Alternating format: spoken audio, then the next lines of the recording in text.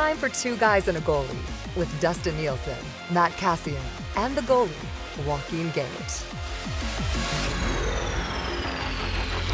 Alrighty, here we go. 12:06 on a Thursday, which means it is time live for Two Guys and a Goalie right here on Edmonton Sports Talk. You can, of course, listen to EdmontonSportsTalk.com or on the TuneIn app.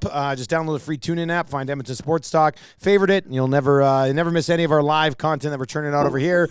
On YouTube, of course, you can chime in as well in the nasty chat over there. Gager is going to join us. He's just running a little bit behind, and we've got a picture of Gager up there. And Cass, if you look really closely into his eyes, he looks so young. He looks so young in that photo as opposed to like Baby Gager, the old 50-year-old man we have on board now, right? Like, Yep. But then again, because I was at the game yesterday and popped down to the alumni lounge to see who was there, and our good friend Joaquin Gage was in the lounge, and he had his daughter and all her friends there, and they were looking at Gage. They found Joaquin's picture on the wall, and they were all giggling and pointing about how young he looked. And I think he probably gets Dad of the Year award, or he's in the hunt for the Dad of the Year award based on yesterday with all her friends there. And I think he went up and got him some pictures on the Sportsnet, like the set with Gene and the guys, which was pretty awesome. And it was a good reminder of that. You know what? We're all getting older, Gager especially. So it was good. I like this. Big Uke in the nasty chat says, if you look really closely at the picture here, the puck is behind him too. You can't see the puck because it's already behind him. That explains the yeah. The young but haunted look in his eyes. Yeah. Always fun to pick on a guy when he's not here, right? That's what we will do. We'll get into that, obviously, Cass, and we'll start the discussion with the hot news of the morning here on the Edmonton Oilers. And when Gager pops in, he can comment on this as well. We'll obviously get to the game last night, which was just an excellent effort. Great post-game show last night with you. Was it weird sitting like very close to Tommy, but then only talking to him on a screen last night on the post-game? Well, what's weird is I can hear him. Yeah. Like I hear him in the headset, but there's a split-second delay. So I hear what he's saying before it comes through my headset. So it's like you're hearing it twice, which is kind of weird. Like that's a little bit weird. How big a desk does he have there? Because I was saying we got to get him just a little board, just a small little board. We can plug two mics in, and then you guys can sit side by side. You on can a probably do it shot, in there. You know? Yeah. Okay. The desk is big enough. Okay. Well, that's good to know. Because I watched you need to get another chair. I think that would fit better. Oh my God! Black guy, Joaquin Gage is here. Gage is in the studio. Whoa. God, play his music. I did not know. I was thinking, like, who the hell is Eric talking to out there? Gager slides in. My God, man, I haven't seen you in forever. What's up? Gager's here. What a nice surprise. What a nice surprise. What's up? Oh, just running around with my head cut off, buddy. That's all. Really busy Christmas season, eh? Yeah. It's awful. God. How was the game last night? Cass is saying that you were What is that? What am I hearing? Maddie, did you hear this? Are you listening? Yeah, Cass, are you tapping your mic or something, or are you doing anything? Okay. We must be good now. Anyway. Yeah, no, Cass and I were joking. Like, he shows up and go, hey. Like, we didn't even talk that we were going to be there. So that was kind of silly. But great to see Cass. Two prongs of the two guys trident at the game. And we actually had a Oil Stream pre and post game sponsor, Damon and realtor. Bunting was there Damon too? Bunting. Come on. Yeah, so Tommy bumped into him, and then I was like, wow, I got to take him to the alumni lounge too. So I was just perfect, running up and down from the press box every intermission, just stairs the whole way. It was funny too, because I don't know why, but I saw him. And I just gave him a big hug, and he goes, "Oh, we're hugging." He's just such a nice dude. Man. I know. So I think I made him feel a little bit, but then we were like best buds after that. So it was good after that. But no, it was great to see Cass. It was what a game. What a game. Look, you can't. Yeah. We talked about it right off the top of the show. So we'll get into the game. We'll come back around to the Broberg stuff, obviously. But Somebody in the nasty chat first thing this morning was like, man, Carolina was awful last night. And I don't know if that was like Rod Brindamore's burner account or what, but I just thought, they might have looked awful at times, but I just thought it was Cass. I just thought it's because the Oilers just played such a good hockey game last night, didn't they? Both. It's both. The Oilers did play such a good hockey game, and the Carolina Hurricanes didn't look very good. One throws it up in the nasty chat, but me and Tommy were dying in the press box. And I told you this comment, Gager, from Rod the Bod. Yeah. They're asking him, like, what do you have to do? You're down. And he's like, what do you mean, what do we have to do? We're on our way to losing 50-0 It was oh man, such a good comment. And that kind of sums up the Carolina Hurricanes night. Like, Edmonton very good? Yes, Edmonton was very good. Played a very good game.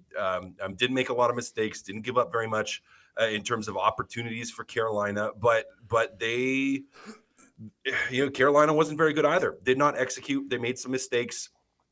Broke down some of them. I like using the Ekholm goal as a great example. I think of Carolina's game, because this kind of sums up Carolina's game to me. Is off a face-off, Seth Jarvis, and we've seen Edmonton make mistakes like this when they were losing and not playing very well.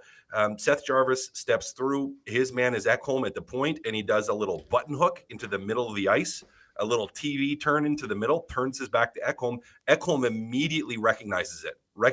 Oilers have possession, recognizes that Seth Jarvis is now out of position, and he jumps down that net lane to the straight down the lane to the net. So it was a great job by Ekholm on that play to get open, and a great pass for him to finish. But the play starts with a breakdown from Carolina, which you don't see that often. Like, you don't see those type of defensive breakdowns from Carolina frequently, and they had a lot of them last night. I mean, that's just an example of one, but yeah, they weren't very good. So it was a combination of the Oilers being very good and the Hurricanes just not having a good night. This is the worst I've ever seen our team play, was another Brindamore quote. Like, it was. I mean, he's not wrong. You expected more from Carolina, especially after losing in Winnipeg 2 nights before, right, Gager? Like, well, I look at the whole kind of the 6 periods altogether. Like, Edmonton won 4 of them out of the 6, right? Yeah. Completely dominated for those first 2. And sometimes when you have your way with a team, you feel, okay, we got this team's number. And I think to a certain extent, they thought they were just going to throw their sticks out there and they were going to come out with a win against the Oilers, because they handled them so thoroughly the last time. But I think, we were making fun of that third period, Dusty, that it didn't mean much, but I think that installed a little bit of confidence. They could look back at the good things they did against the Hurricanes. I mean, all those goals, those first 3 goals, are all out battling some of the best defensemen in the league. That first goal just set the tone, man. I thought the first goal, yeah, of course, because it was out battling with Foegele, just unbelievable game, by the way. Unreal. And then the Hyman's goal when he came out of the corner. Yeah, that was nice too. That was one of the nicest goals I've seen. And that gets what's-his-name out of the net. But, man, they just, to a man, they just had way more than all the Hurricanes. And I think just when that happens in a game, you just don't have enough to keep going. So it's great job. Great job. What do you guys think? Because me and Tommy talked about it, but I want to hear your guys' thoughts. What do you guys think about the decision to start the McLeod-Foegele line? The first time we've seen that in a while. But what do you guys think about Knobloch's decision to start that line? The first thing I thought, seeing that, was I look at the Vegas Golden Knights starting their 4th line a lot of the times, right? Just that, to install that confidence. Look, we want you guys to go out first, set the tone. The fact that they score right away, you see McLeod's face. The whole bench is going nuts. He's got 2 and 2. It's a decision that very much worked out. It couldn't have gone any more perfect by selecting those guys to start the game. And you could see the jump. Like, they were jacked for a team that, you're used to starting your big guns with Connor and Leon. They get I'm sure if we could get the footage of the announcement of the starting lineup, there's guys going nuts in the room to hear that, right? So that probably added a little bit to it. It's funny because if it backfires, everybody's going to be like, why the hell, when you have McDavid and Draisaitl on 2 other lines, are you starting Ryan McLeod's line? Yeah. But it didn't. I mean, they completely took advantage of the opportunity, and now what it does is it gives that group confidence to start the next game, and probably more confidence overall for the whole 60 when the coach is willing to put them out there to start a game. Cass, what was the conversation like? Were you and Tommy, were you opposed to it last night, or what was the conversation last night? No. I think to me it was a savvy coaching decision, and the reason I think it was a good coaching decision was you got Ryan McLeod an empty net goal. So you had them on the ice late, basically to finish the game. You had that line on the ice to finish the game. You had McLeod out there, gets the empty net goal to finish the game, and now you roll them right back out to start the game. So to me, it was a great decision to start them, to put that faith in them, to put a little bit of trust in them, to basically reward them for a job well done and for closing out your last game and basically saying, hey, this is how we finished last game. This is how we're going to start this one. So I liked it. I really liked it. And I just, I loved the hustle of Foegele off that forecheck and the pressure and the speed. And what a way to start a game. So it was, I was all for it. I mean, I think I said, I was like, oh, that's interesting. It was interesting. They started and then they come up with that and score in the first shift. And I'm like, oh, this is what a good decision. Yeah. And you're right. I mean, if it goes the other way, we're criticizing it because it could have backfired. Well, it's the most stupid thing of all time, Yeah, exactly. Yeah. You see these little subtle things that Nobla is doing too. Like I look back at against the Jets, Morrissey he's got to go to concussion protocol. Yeah. Right? And all of a sudden, Connor and Leon are back together. Right? There's just, I mean, maybe I just wasn't aware too much when Woodcroft had, but I'm just, maybe it's more under the microscope. You're watching things. I think but there's these subtle little things that you're going, oh, okay, there's a cool little coaching tactic that he's implemented right there. I'm not going to say that they would be lost without Zack Hyman, but how different, Cass, would this team be without Zack Hyman? Like, how important is Zack Hyman to the Edmonton Oilers? Well, Evander Kane is grit on the top lines. I get that, but he's just pure grit. He goes to all the hard areas of the ice, drives the puck to the net. I mean, he's incredibly important. He's not like he's at a level of a Connor McDavid or a Leon in terms of skill, but he just grinds everywhere, always working, always in front of the net, always in the hard areas, and has great finish too. I mean, he's fun to watch. Great from a puck possession standpoint, really good at spinning off of guys and holding onto that puck down low. And as we saw with that sweet goal, I mean, he can take the puck to the net and put it in too. So yeah, if you're going like order of importance of forwards, and you have McDavid and Leon 1 and 2, he's a third. I don't even think that's debatable. No, it's not even debatable. Yeah. Like you could even in certain nights you can interchange that too, right? Like he's the catalyst that sparks everything. Yep. That's he's unbelievable. Even like at the game, I'm watching his post-game interview on the ice with Paige Martin, right? And hearing him speak, and he just at the end, he says, "Thank you, Paige." Like at the end, he's just a nice guy, right? Yeah, but it just goes to show it goes such a long way. Like he's acknowledging someone that you say the person's name and things like that. He's just. It's like Mike Smith said. He wants his kids to be like Zack Hyman when they grow up. Well, it's funny because he also did an interview with Gino right after the game. And Gene made a pun, and Zach's like, oh, man, you're the best with words. Like, this guy's the best in the business right here. It's just like, he doesn't have to be like that. He just comes across as like the nicest dude ever who points out right now, VR Montenegro says Hyman is the engine on basically whatever line he's on, right? Like you could put Zack Hyman on the fourth line, and he's going to be the engine that drives it to have significant offensive zone time. Like that's just what Zack Hyman does. So that was excellent last night. He was outstanding. Gager, you did mention there briefly Warren Foegele. Now I know it was Kotkaniemi when it's all said and done, but when he got that and cut and then like out of a cannon, booming on goal and then kind of jammed it through the pad on the breakaway. But yeah, I think Foegele, and once again, I don't know if we're reading into this too much with Knobloch in charge now or what, but Foegele seems like a guy who's fully embracing who he needs to be for this team, isn't he? But he started that at the beginning of the season, didn't he, Gager? Yeah, but they kind of moved him around a bit. He's been up in the top 6. And that first year, he was kind of in limbo. He didn't know where he fit in, I think. Now we see where, like, that's why we said, does he move up? I like him staying right where he's at on that line. Like, he's just he's kind of Hyman light. Well, I was going to say, he's the driver on that line. And this is not shade on McLeod, but Foegele goes. Like, he's just another piece of the puzzle to create a championship team, which you need in that kind of genre of your team. He's doing what he needs to do. He's physical. There's a threat to contribute offensively, and he's quite sound defensively right now with the physical presence. It was a great game. There's not much we can say that was bad about last I know night. we've had some people ask for our thoughts on the Kane Draisaitl line, and we'll get to that. I mean, there's a lot of other better things to discuss right now, which we will. You can text us anytime, 780-218-9999, 780-218-9999. We will get to the news that Gleason was called up and Broberg was sent down. We'll go there, so you can text in about that. But your thoughts on it, 780-218-9999, or in the nasty chat as well. Okay, let's flip over to the... Why don't anything else from a forward side of the group last night, Cass? Is there anything we're missing here? No, I mean, I just love that they scored 6 5-on-5.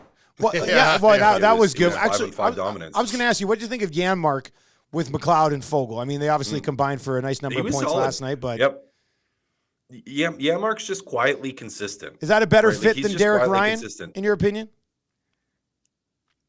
I think you have more upside potential. Okay, yeah, with Janmark, yeah, I think that's in terms of what he can bring than Derek Ryan. I don't mind Ryan there either. Like it's he's serviceable. It's not like he's bad and has been bad in that spot. But one of the things that you might get by moving him to that line is if Janmark can play on the left side and Foegele can play on the right, you might have a little bit more of a natural fit for where Foegele likes to play on that wing. So that might benefit it a little bit. But I mean, Janmark's he's just consistently solid. Like another couple apples last night, another couple pluses last night. He's just, he's not going to be as celebrated because you don't see the work like you see from Foegele with Janmark, but he just kind of grinds as well, which is a good thing. So again, I don't, and I'm not knocking Derek Ryan at all, but Janmark, I think there's just a little bit more upside. Okay, well, let's get to that second line. We've praised everybody up front, and rightfully so. And the other guys, I mean, the Draisaitl Kane line, it's not bad. It hasn't produced. What do you think of that? I know they were -1 last night or whatever. But that's not the end of the world. But what do you think in general of Draisaitl, Kane, and Brown? That wasn't their best night, yeah. Right? But what I look at that of those guys having not what you usually see from them, seeing other lines step up and playing at a high level to kind of, just to even things out and provide some solid scoring. I think that's the mark of a good team. Sometimes you're not going to have everyone going every night, and still it was a dominating performance by the Oilers. So to have your third and fourth lines, solid. Obviously, the McDavid line was quite dynamic, but to have Leon and Evander not really at the top of your best players, I think that's great. That's a good sign that you can win against one of the best teams in the league without everyone going. That's even more impressive. Yeah, like the 3 stars. And you know what? Last night's game. It wasn't all the big boys, right? Which is nice. Yeah. Yeah. It is nice. And guys, we wouldn't be having this conversation if Brown doesn't hit the post. Like if that puck goes in. Yeah, that's true. That's a nice right? little play, actually. That was a good play. Then we're not having this conversation at all. We're like, oh, everybody chipped in. Even that line chipped in. They maybe weren't great all night, but they found a way to score a goal too. So there still was some opportunity there. I would say the one thing, and someone brought it up yesterday, and I think it's a fair critique or critique or concern or observation. Maybe a better word is like, okay, well, maybe the one thing with that line is it's not an overly fast line. Like they're a group that can play heavy, but it's not like they're super. Yeah, they're fast. not slow. They're not slow though, right? They're not slow. Yeah. No, they're not slow, but they're not like a high octane speed line, which maybe in some instances against a team like Carolina, you're not, because that's more than you're having to do more work in the offensive zone. And for as bad as Carolina was last night, they still have really good defensemen, and maybe you're not able to generate as much against a group like that as you would in other groups. So I'm not concerned about that line at this point. You had enough goals, 5-on-5, and everyone else was chipping in. So like Gager said, I mean, it's nice to have the third and fourth take that pressure off every once in a while.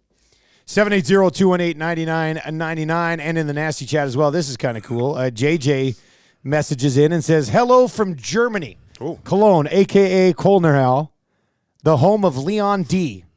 You know what? I just want to tell you, Maximus compliments for Edmonton Sports Talk in front and behind the scenes. Dankeschön. Oh, look at the Gager.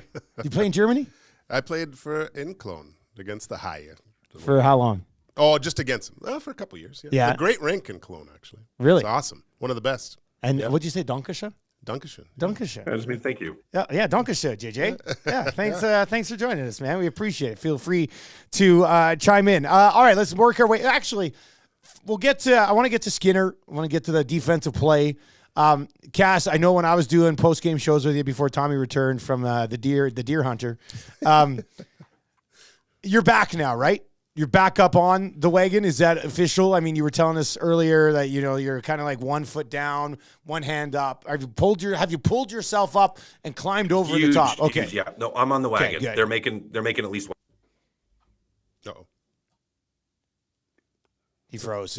I think he said they were making the wild card, I believe is what he said. Kaz, are you there? There we go. I'm back. It was lagging up for a minute. I'm back. I'm back on the wagon. I'm on the wild card wagon, not on the above the wild card wagon, but right now I'm on the wild card wagon because the wild card wagon is the reasonable rope. It's the reasonable wagon. Like that's the one. It's a reasonable wagon. It's a fair wagon. And the tough, like I said this over and over again, like when they were whatever 2-9-1 or 2-9-2, whatever they were, it's just like for as bad as they've been, the team still every game had the potential to be, that switch flipping and them all of a sudden going on like a 14-0-1 run. Like they have the capacity to do that. And that's where it was like, it felt so hard to be like, man, they're not even close to this playoff picture and they still have a ways to go. But I mean, it really does feel at this point like that switch has been flipped. And so I'm like, yeah, they keep playing most nights like this. They're back in it. So I have grasped the wagon and am pulling myself up. I have one leg over the railing and I'm almost all the way in. Oh, so you're that close. You could still be pushed off. I have one leg still out there. Somebody give you a real good bump, push you right off. We'll see. Okay, so what has been the main driver, Gager, in your mind that has led to this five games in a row? Is it a person? Is it a coach? Is it a player? Is it a style? Is it something they're doing on the ice? What has driven this success recently? I think it's a multitude of things. So obviously Connor and Leon, all of a sudden playing like Connor and Leon helps. The goaltending, the defensive play, not the rush chances against, I think is just those glaring opportunities for the other team to have open nets.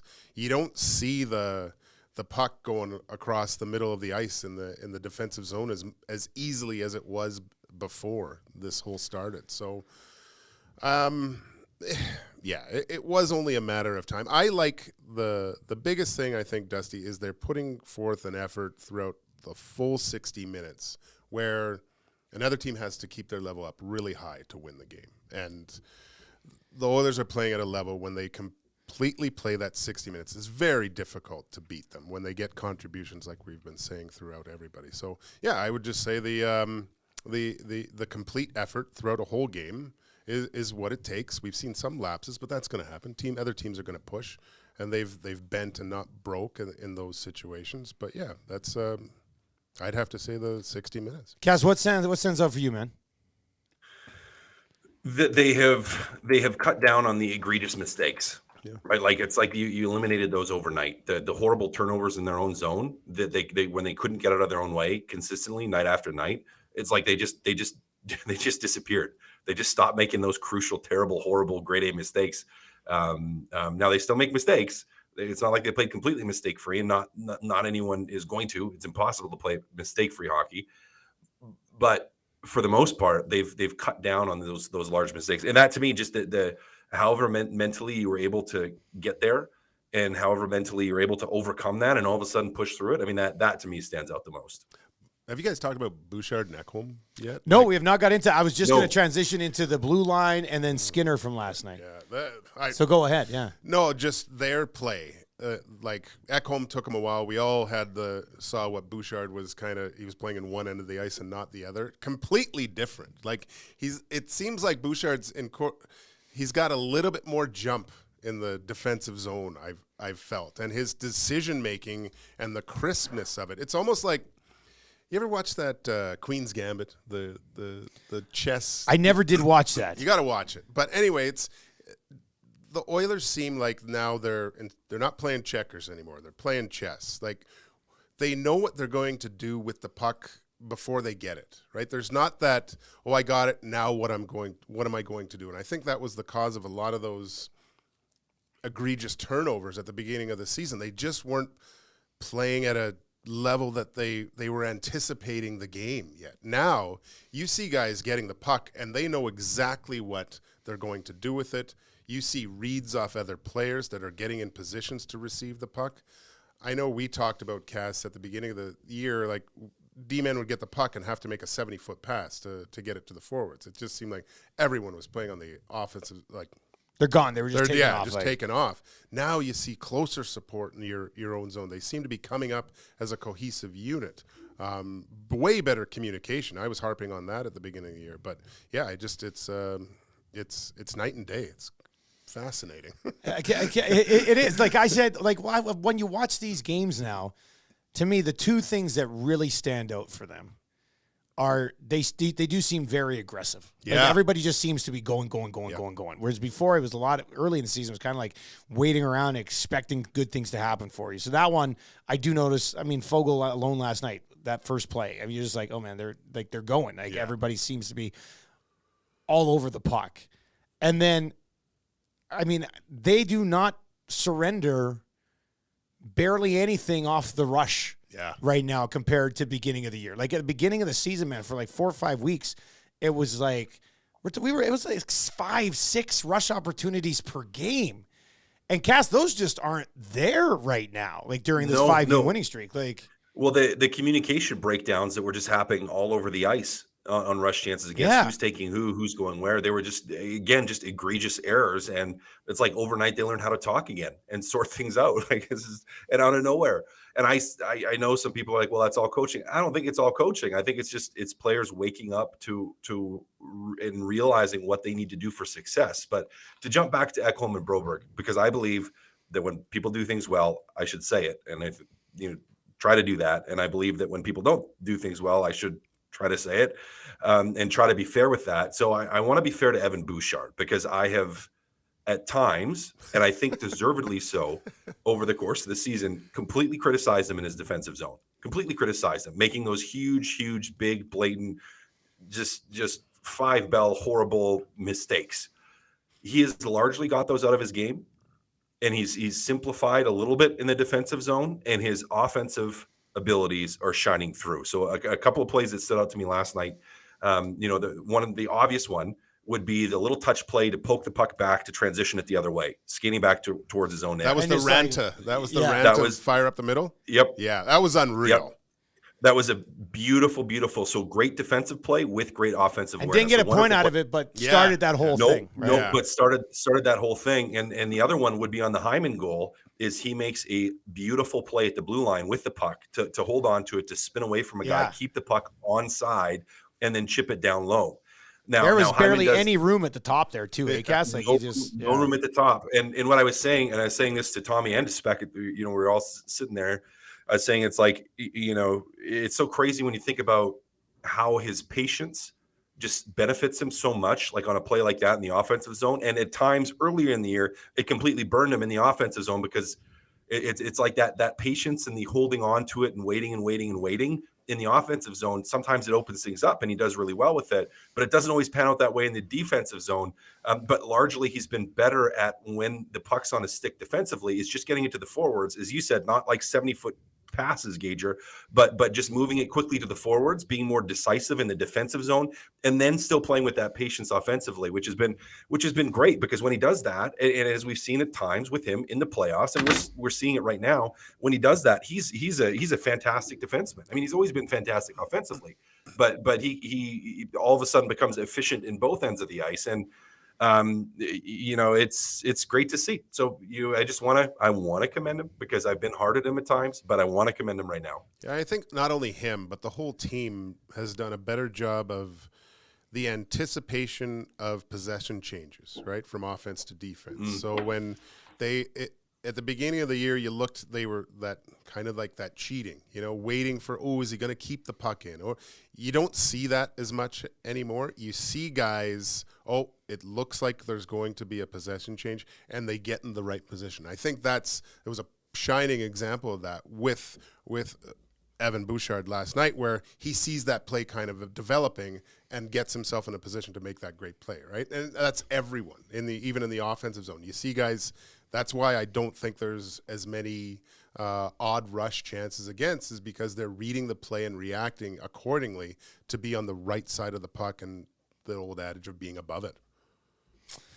All right, you can text us anytime, 780-218-9999. I'm going to update this here on Two Guys and a Goalie because 2 days ago on Two Guys and a Goalie, we were talking about how that one location had a bunch of 6 o'clock or lager, and then by 1:30 we got a message that it was all gone. So a quick text here from Scott Laurie, Sobeys, old Redbeard himself. He texted me right now 5 minutes ago. It says, 6 o'clock or lager update. Driving back from Calgary with a carload of the beer.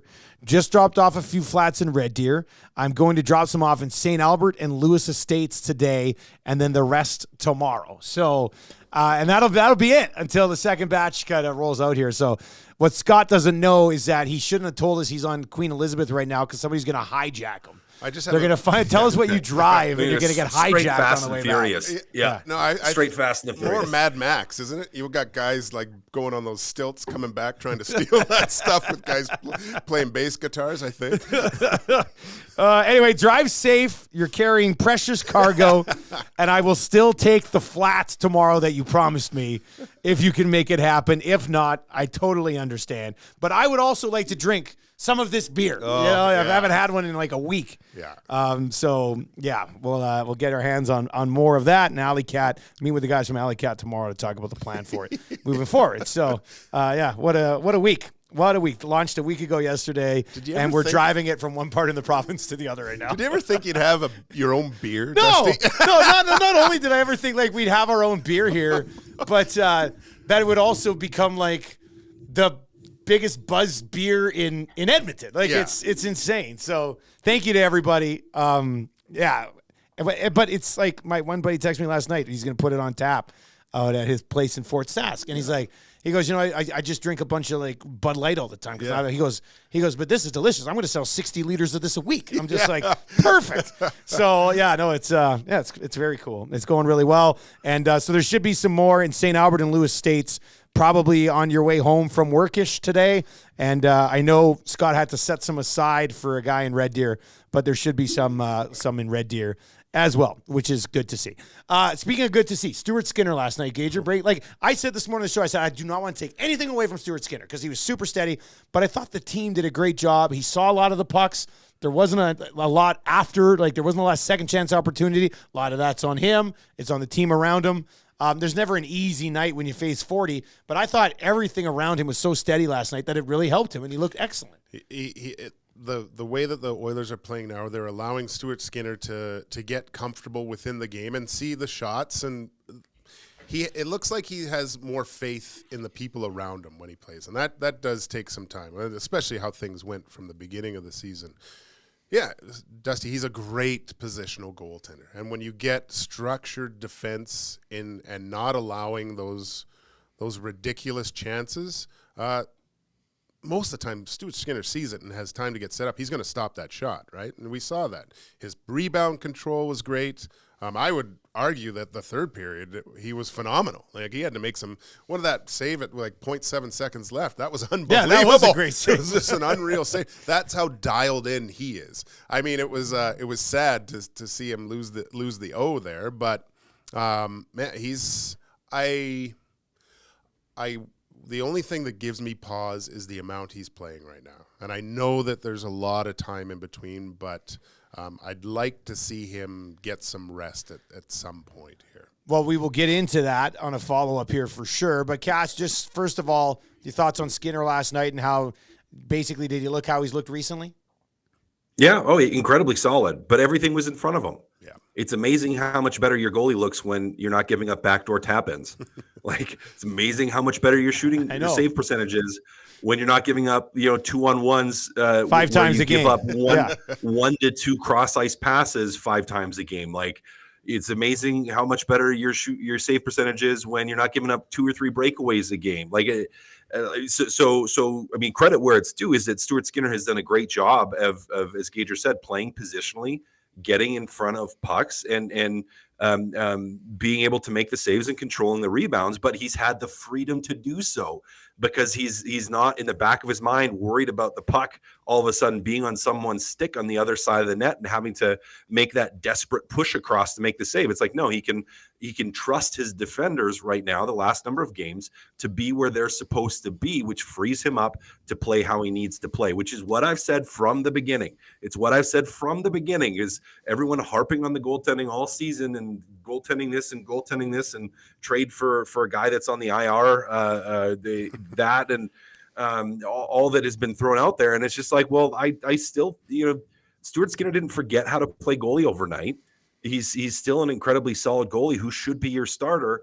You just needed to support him, and he's getting some of that support. And it's from a team standpoint, you're seeing the benefit of that by just the fact that he's able to play how he needs to play, and he's able to make the saves he needs to make, and make some good saves too. Because again, he's not worried about just being absolutely lit up and burned by his defense. So it's a team effort with how well he's been playing, and which builds his confidence. It builds then the rest of the team's confidence in him, and just leads to overall better play.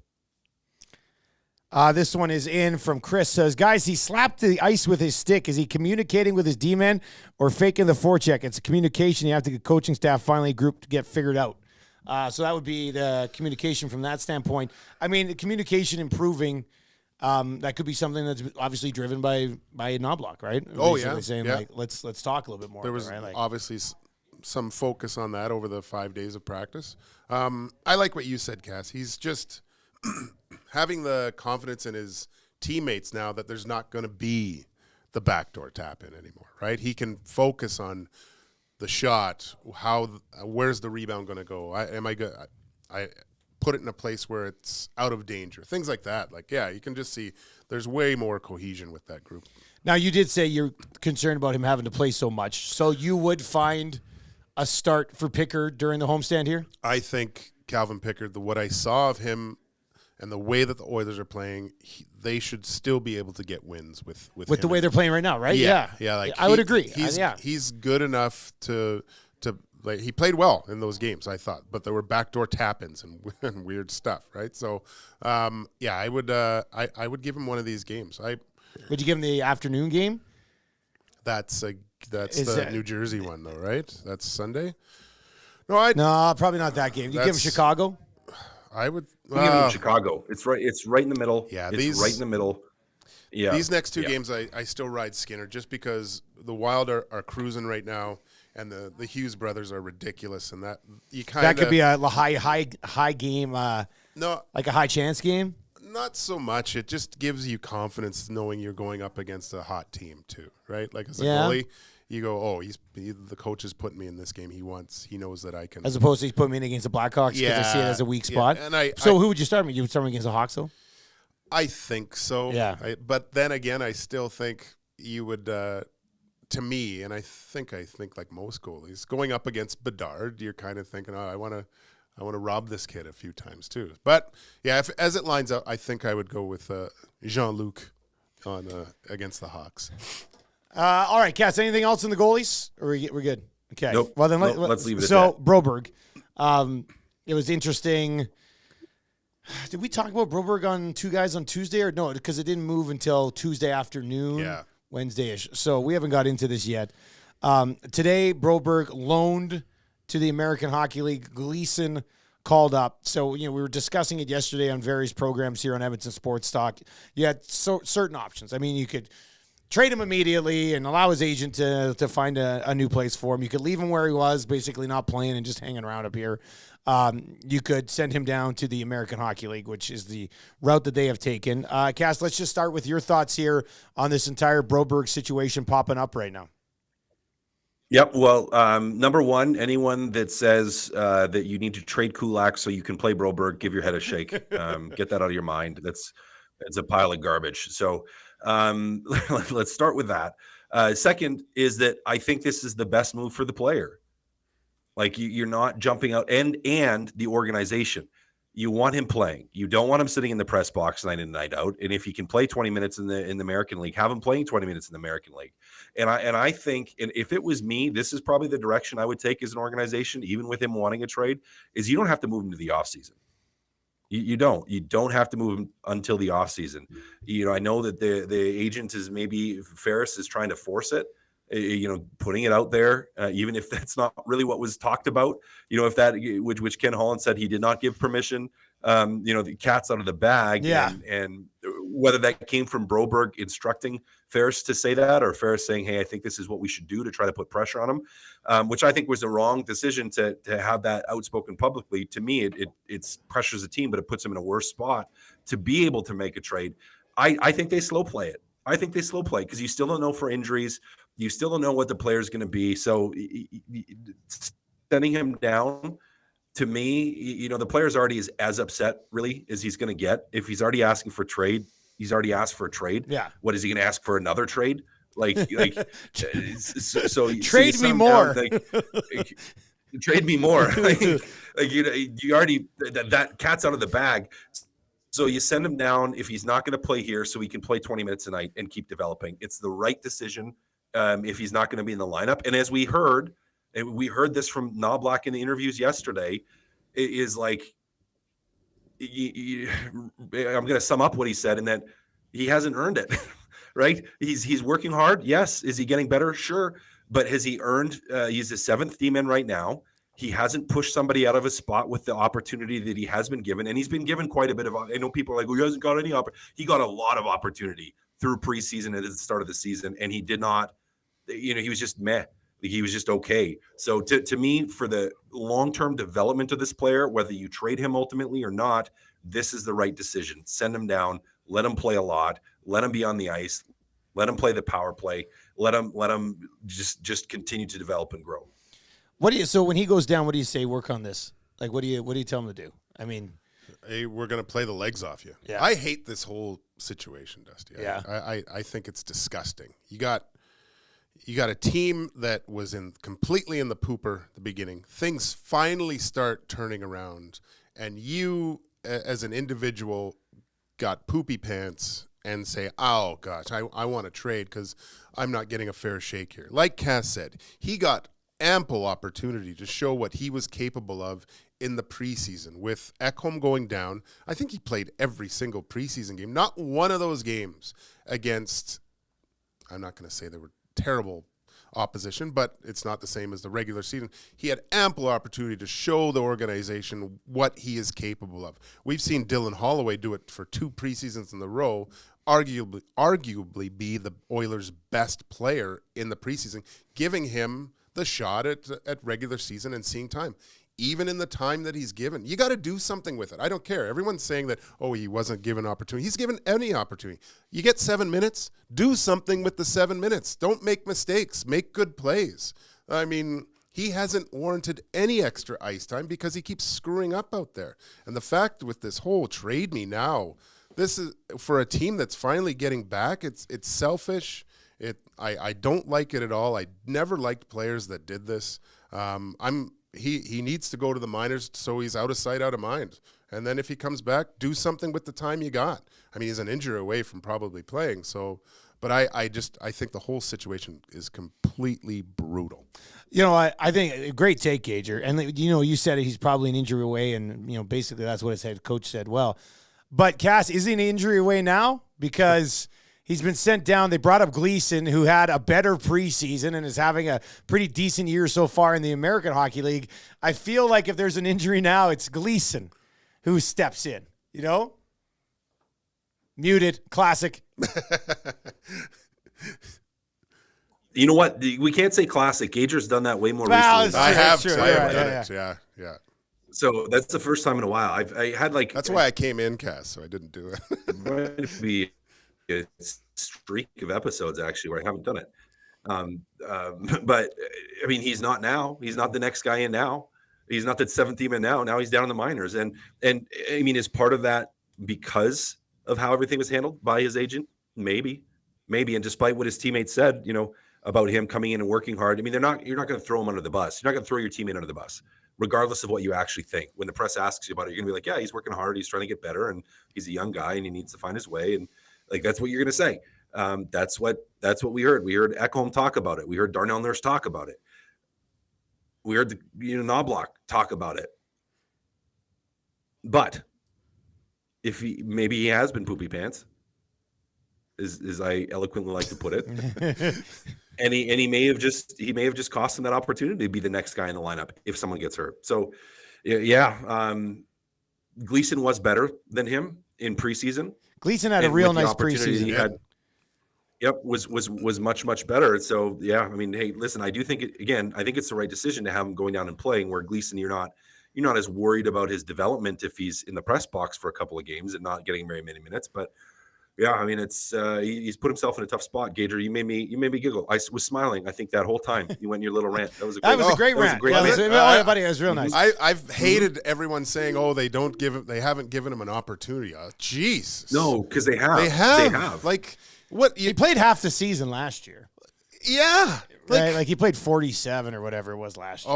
I was getting heated listening to some people talk about they've treated another guy poorly with his development. No, they want him to show something.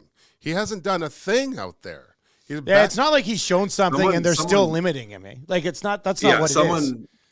Someone yesterday, I had someone come in on the pregame show that was comparing him to Cale Makar and Bowen Byram. Jesus. And we're just like, look at Colorado to win, like Cale Makar and Bowen Byram, what they do with the D. And I was like, well, he's not Cale Makar, who's like a generational defensive talent. Like that's completely different. So you can't make that comparison. And you could make the Bowen Byram comparison, but it's like Byram, when he had those minutes, he showed that he was ready. Yeah.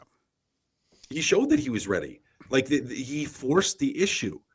He was so good that they didn't have a choice but to continue to play him and give him opportunity. And we haven't seen that. Like if you legitimately can tell me that Broberg has played well enough that he makes it a difficult decision to keep him out of the lineup. I mean, I don't know what to tell you. I don't think anybody can say that, Cass. That's why it's justifiable. Like to set him down. We've hoped that he's shown something. Like we've seen, we've heard, we've watched some things. We wanted to see him do this thing with his ability, big skating, defend with his feet. We've been pumping this guy's tires, but now after I hear the trade stuff, it sends me off the edge. Well, let's get to a few comments that are rolling in on the nasty chat here. Gage, your rant kind of fired people up. I love it. Gord says 2 years in a row, the Oilers were begging for Broberg to win a job and didn't either year. Played his way off the team last year. I couldn't agree more with Gager. Tango says, start a petition for a 2-hour show. Look, look, man, I'm already on the air for 5 hours a day. These guys have other jobs. Like, that would be really tough. I mean, it would be great, but it would be really tough. K. Gill says, disagree to the max, Gager. How is a player supposed to stand out when he's on for 7 minutes? Friedman said Broberg wanted to play in the AHL, but he never got sent down. Sorry, that's on management, not the player. So that's him from K. Gill. Chris says, why would the coach put a rookie on his offside and not the veteran? I feel like Broberg got set up to fail a bit. Teams are looking at Broberg and wondering how he isn't cracking, so his worth is low. Doofish P says, more like Noberg. You had to kind of figure that was going to come in at some point. Tango does say, but you have to take advantage of your opportunities, and Broberg simply didn't. And Calvin says, if I go in for a prostate exam and Gager's the doctor, I'm walking out the door. So, I mean, people are all over it. That's like, whatever. I would hope they just say, go play in the American League. Go play in the American League. He has no power. They could leave him down there and say, you know what, come up and win a job next year. Come up and take a job from a Kulak who's a year older and actually play well enough that we're like, damn, like we got to make a decision here. Do something like that. So they can do that with him and just leave it as is. If there are injuries, maybe he does get an opportunity to play a little bit more, or maybe that's Gleason right now. Maybe he's kind of pissed the organization off a bit, and they're like, well, now Gleason's here, and if there's an injury, Gleason gets to play an NHL game, and you don't. But if they do find a trade, Gager, is this not somebody else's project, like another player in a similar spot with a different organization? Like, I don't know. I don't think you're trading a top 10 pick for a right winger on your fourth line or a number 7 defenseman. So is it not you just kind of find a situation where somebody else is looking for a fresh start? Is that what this – if it happens, is that what it is? I think you still try to see what type of player it is. I don't think you – but he's got it. It's in his hands now. This is in Philip Broberg's hand. If he wants a trade, make it so hard for the Oilers, they have to make a decision with this player because he's lighting it up in the American League. All of a sudden, he's the top defenseman in the American League. This is on the player. Like, I know, again, with the 7 minutes, they only give him 7 minutes. Do something in those 7 minutes that go, oh, gosh, we got to get this guy out there. Get 8 minutes. Do something that warrants 10 minutes. He hasn't done anything. He's been a liability for a team. And the start didn't help, obviously. He probably would have seen him get a little bit more if the Oilers were rolling a bit.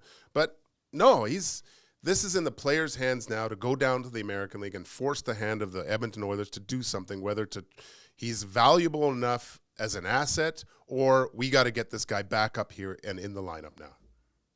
Yeah, and gaining waiver rights will change this scenario a little bit. Yeah. You could look like a Juuso Välimäki situation in Calgary where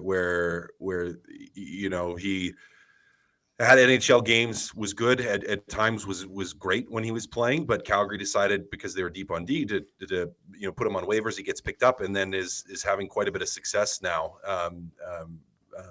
without the Calgary Flames. So, he at some point will get waiver rights. Will be more difficult for the Oilers to make decisions with him or to send him down. But for now, you don't have to be a rush to trade him. Could he be a part of a package deal at some point? Sure, maybe.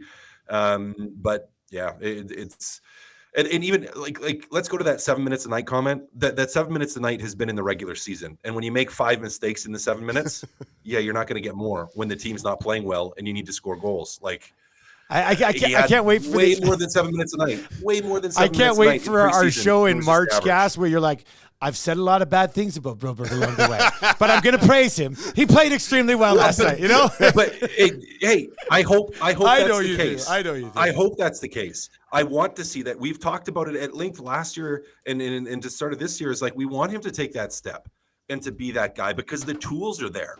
It's like, how does the one line go? Like, all the teeth but no toothbrush. Like he's got the teeth. They're there. You just gotta. You just drop a water boy on us. Yeah. That's a water boy, right? Yeah. Oh, that's good stuff. All right, that's gonna do it for this episode of Two Guys and a Goalie. I have a doctor's appointment in 13 minutes. Way on the west end. I don't know. You know what? They would have made me wait for about 20. Yeah, I'll probably make it just in time. What? West is that way? Man, I still haven't figured out directions here. I get all turned around. Anyway, I got to go that way here quickly. So that's going to do it for Two Guys and a Goalie today. Gager, good seeing you in studio, buddy. This is great. Cass, great stuff in the post game last night. Good stuff today here as well. For Matt Kassian, Joaquin, Gage, I am Dustin Nielson. That's going to wrap up another day here at Edmonton Sports Talk. Tell your friends about what we got going on. They can check it out at edmontonsportstalk.com. Nielsen Show tomorrow morning at 6 o'clock on a fun Friday, Beer of the Week. And a lot of good stuff going on tomorrow. I'll be getting you set for another Oilers game as well. Enjoy the rest of your day and take it easy.